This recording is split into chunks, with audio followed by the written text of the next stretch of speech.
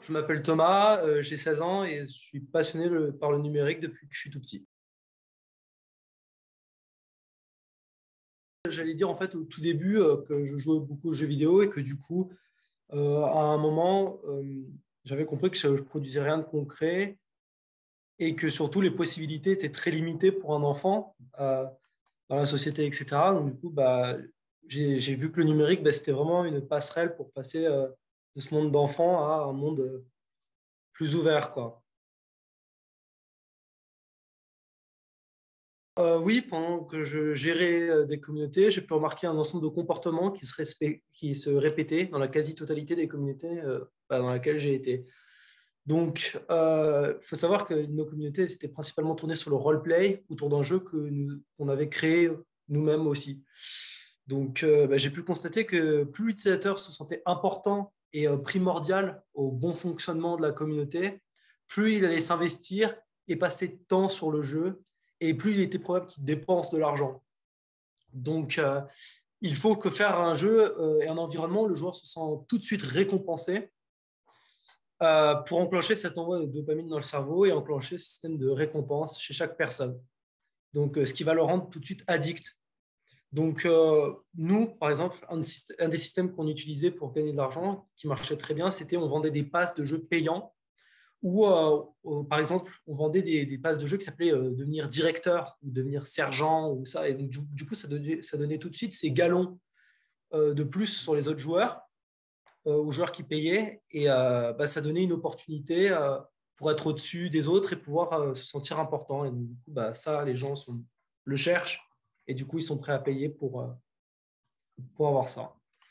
Voilà. Donc, la plupart des gens de nos jours ne veulent pas se tuer à la tâche pour obtenir quelque chose, mais ils le veulent quand même.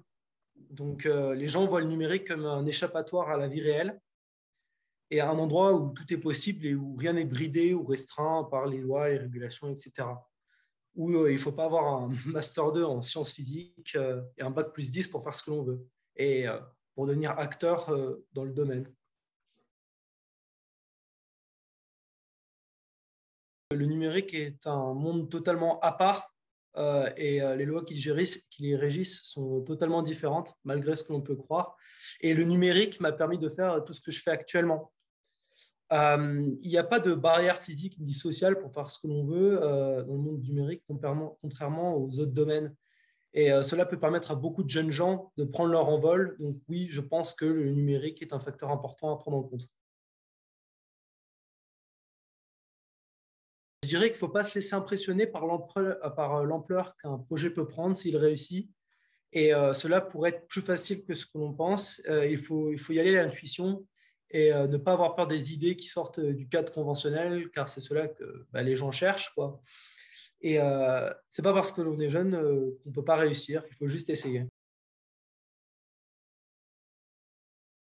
Pour l'instant, je travaille sur deux projets. Donc, depuis peu, je me suis un peu écarté du secteur des jeux vidéo, donc du développement et tout ça, pour travailler sur un nouveau projet d'une autre ampleur avec ma mère. C'est une plateforme de mode qui va révolutionner l'industrie de la mode et du textile. Donc, c'est un truc énorme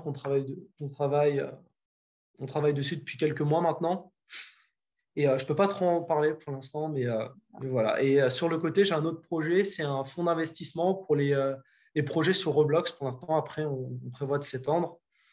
Ça consiste à donner de l'argent et les ressources nécessaires à des jeux qui ont du potentiel pour qu'ils puissent se développer au maximum. Donc, pour aider les jeunes créateurs à se développer sur la plateforme.